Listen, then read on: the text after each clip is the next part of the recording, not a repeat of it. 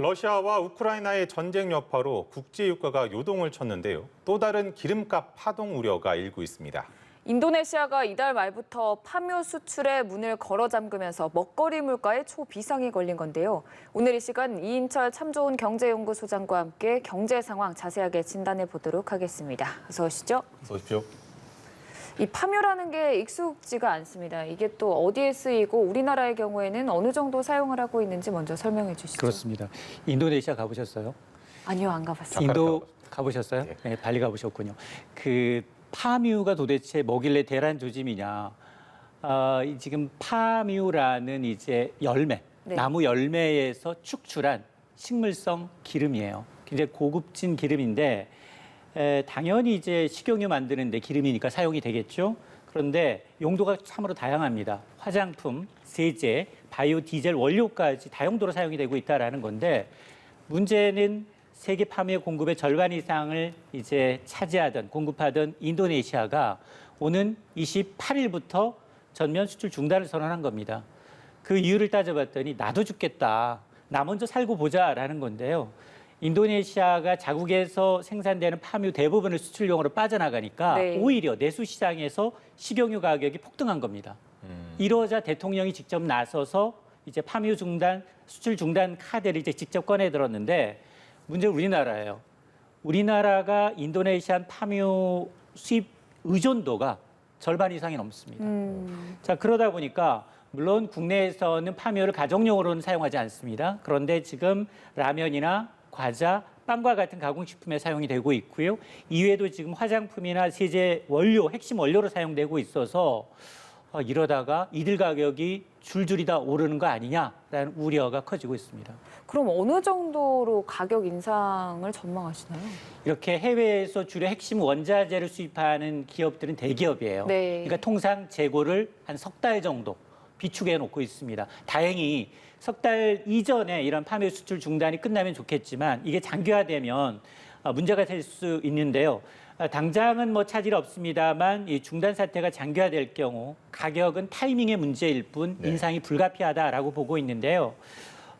특히 이제 뭐 라면, 제과와 같은 이제 파묘가 들어가는 생산 제품의 차질로 이어지게 되면 이런 가공식품도 문제지만 화장품이나 세제, 바이오 디젤과 같은 주 원료로 사용이 되고 있기 때문에 이 얘기는 뭐냐? 이게 공산품, 공업제품의 가격까지도 들썩일 수 있다라는 거거든요.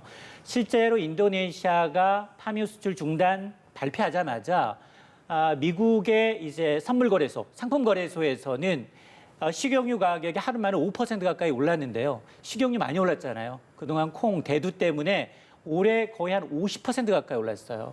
그러다 보니까 이러다가는 지금 뭐 콩부터 시작해서 대두부터 시작해서 파뮤, 카놀리아유, 그리고 뭐 해바라기 씨유 각종 이제 식용유가 대부분 다 오를 가능성이 커졌습니다. 참 우리 일상과 밀접한 식자재들이 오르다 보면 저도 최근에 마트에서 장 보러 갔다가 계란 한 판에 7, 8천 원 하더라고요.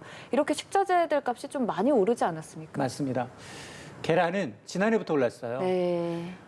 지난해도 계란값이 하도 많이 올라서 태국산, 미국산 비행기로 공수해 왔어요. 그래서 요즘 태어난 애들은 계란은 하얀색이다. 라고 얘기할 정도로 이제 하얀색 계란이 많이 이제 마트에서 보였었는데 지난해 이제 계란값이 급등한 이유는 AI, 고병원성 조류 인플루엔자 때문에 산란해야 될 닭들이 많이 살처분됐거든요. 그런 이제 이유 때문이었다면 올해는 사료용 곡물 가격이 오르고 있어요. 사료용 곡물 가격 때문에 지금 이 8개월여 만에 계란 한 판에 이제 7,000원을 넘어섰는데 이게 지금 곡창지대, 광물지대에서 전쟁이 났잖아요. 네. 자, 그러다 보니 이게 직접적으로 우리가 수입하는 비중이 적다 하더라도 글로벌 공급망 체인에서 벗어날 수 없거든요. 여기 문제가 생기면 다 똑같이 다른 대체재를 찾을 거고요. 대체자가 수요보다 공급이 더 부족하다라고 하면 가격은 오르는 구조입니다. 지금 이 앞서 이제 계란 얘기도 했습니다만 우리나라의 이제 이 자급률을 보니까 쌀을 제외하고 상당히 낮습니다. 쌀만 90%가 넘어요. 쌀만 자급자족할 정도예요. 근데 나머지 콩, 옥수수, 밀, 지금 곡창지대에서 지금 수급이 불안한 이거 자급률 한 자릿수예요. 그러니까 이들 대부분을 곡물을 수입해야 되는 상황인데 지금 이렇게 이제 글로벌 곡창지에서 전쟁이 나면서 또 한 번 식량 안보의 어떤 중요성을 지금 제기하고 있는 상황인데 아마 이 곡물값도 그렇고요, 에너지 가격도 그렇고요, 이제 푸틴만을 바라보고 있는 상황입니다. 우리나라의 자금률이 낮다 보니 그런 걸까요? IMF가 아시아 선진국 8개 국가 중에 우리나라의 물가 상승률 전망치가 2위를 차지할 것이다라는 분석을 내놓기도 했습니다. 그 이유가 뭘까요? 그렇습니다. IMF가 이제 올해 전 세계 성장률, 물가 전망치를 수정했는데 성장률 전망치는 대폭 낮추고 물가 전망치는 상당히 높였어요. 네. 근데 그럼 우리가 어느 정도냐를 봐야 되는데 올해 한국의 물가 상승률 전망치가 4%예요. 근데 성장률은 2.5%입니다. 그러면 실질적으로 마이너스라는 얘기예요, 소득은. 네. 자, 그런데 이 4%라는 물가가 어느 정도냐? 아시아 선진 8개국 가운데 2위에 해당합니다. 아시아 8개 평균이 한 2.4%니까 그보다도 1.6%포인트 높고요. 그리고 한국은행이 물가관리 목표치가 2%가 가이드라인이에요. 그걸 2배 이상 뛰어넘는 물가 상승세, 물가고가 올해 내내 이어질 수 있다라는 건데 이유가 도대체 뭐냐? 한국은 이 다른 아시아 국가들보다도 이런 이제 지정학적 우크라이나 전쟁과 같은 이제 해외 원자재 가격 상승에 굉장히 취약하다. 한마디로 그동안 우리는 대외 의존도가 굉장히 높잖아요. 그러다 보니까 이제 경제 영토를 넓히기 위해서 자유무역 협정 50여 개국이에요. 전 세계 80% 관세 없이 수출하면서 양보한 것이 뭐냐? 바로 농업 부분이었거든요. 그러다 보니 경제 영토 넓히느라고 식량 안보를 좀 소홀한 게 아니냐라는 지적이 나오는 대목입니다. 참 이 월급 빼고 다 올랐다는 말이 우스갯소리만은 아닌 것 같은데 이제는 또 물가 인상에 따라서 고용 시장도 조금 회복을 했으니 임금도 오를 것이다라는 전망도 나왔다고 합니다. 맞습니다. 우리가 이제 임금 인상을 할 때 노동자들은 적어도 물가 상승률은 좀 이상을 더 줘야 한다라는 요구를 하게 되거든요. 그러다 보니 오늘 한국은행이 이제 보고서인데 요약해 보면 물가 상승세와 이제 고용 회복이 지속이 되면 올 하반기부터는 임금 상승률이 높아질 수밖에 네. 없고요. 지금 올해 물가 상승률이 4%라고 하면 그 이상을 줘야지만 실질 소득이 마이너스가 아니거든요. 자, 그런 상황에서 오른 임금은 또 어떻게 되느냐? 추가적인 물가 상승으로 이어지는 악순환이 발생할 수 있다라는 겁니다. 자, 그러면 도대체 해법은 뭐냐? 한국은행은 이런 이제 2차 효과의 부정적 영향을 줄이기 위해서는 경제 주체의 인플레이션 기대감을 안정적으로 관리하는 것이 중요하다. 애둘러 얘기했는데 한마디로 성장보다 물가를 잡기 위해서 금리 올리겠다는 얘기입니다. 그러면 경기 침체 흔한 사이클이잖아요. 물가가 오르고 임금이 오르면 다시 또 물가가 더 오르고 이런 악순환이 되지 않을까요? 그게 S의 공포예요. 이른바 이제 스태그플레이션. 네.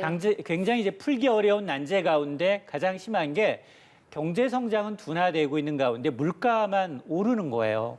내가 이제 올해 예를 들어서 IMF의 전망처럼 성장률은 2.5%인데 물가가 4% 올라보면 내 월급 실질 소득은 마이너스네. 마트에 가서 지난해와 똑같이 물건을 담았는데 내 통장은 늘 마이너스인 거거든요. 자, 그러다 보니 이렇게 이 세계적인 성장세가 둔화되고 있는 가운데 이제 물가까지 굉장히 치솟는 현상이 사실 우리나라만의 문제는 아닙니다. 미국이나 이제 중국은 더 심각한 상황이거든요.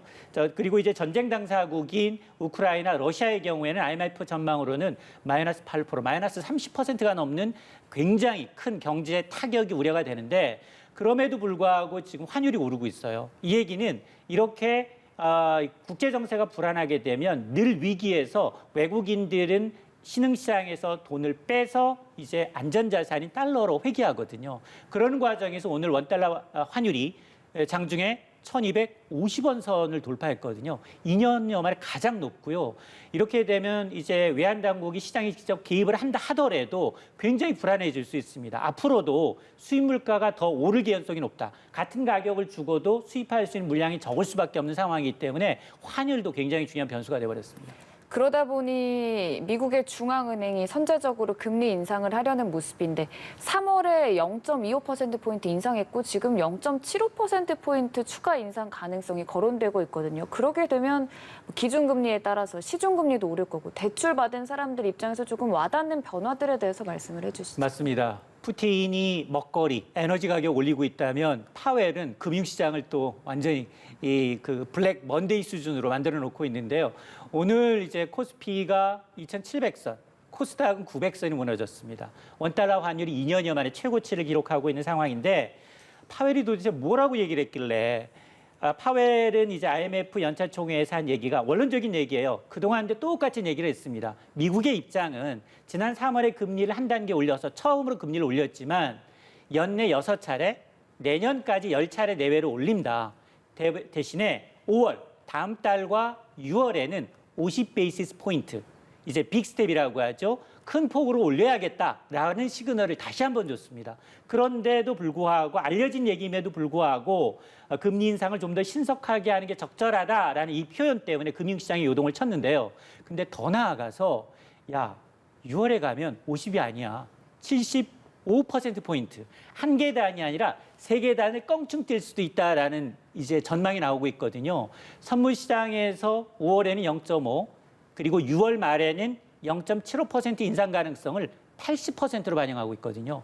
그만큼 지금 미국은 이제 이 초기에 그동안 코로나 때문에 이제 풀어놨던 돈을 걷어들이는 초입에서 전 세계적인 금융시장이 이렇게 이제 요동을 치고 있는 것이기 때문에 아마 우리도 비슷합니다. 빚을 많이 내서 했다면 앞으로 한국이 원화가 이제 기축통화가 아니라는 점을 감안하게 되면 한국은행도 연말 가서는 앞자리수 기준금리가 1이 아니라 2로 바뀔 가능성이 높거든요. 자, 이렇게 되면 우리가 이제 부채 다이어트에 돌입을 해야 된다라고 말씀드려야겠습니다. 네, 알겠습니다. 지금까지 이인철 참 좋은 경제연구소장과 함께했습니다. 고맙습니다.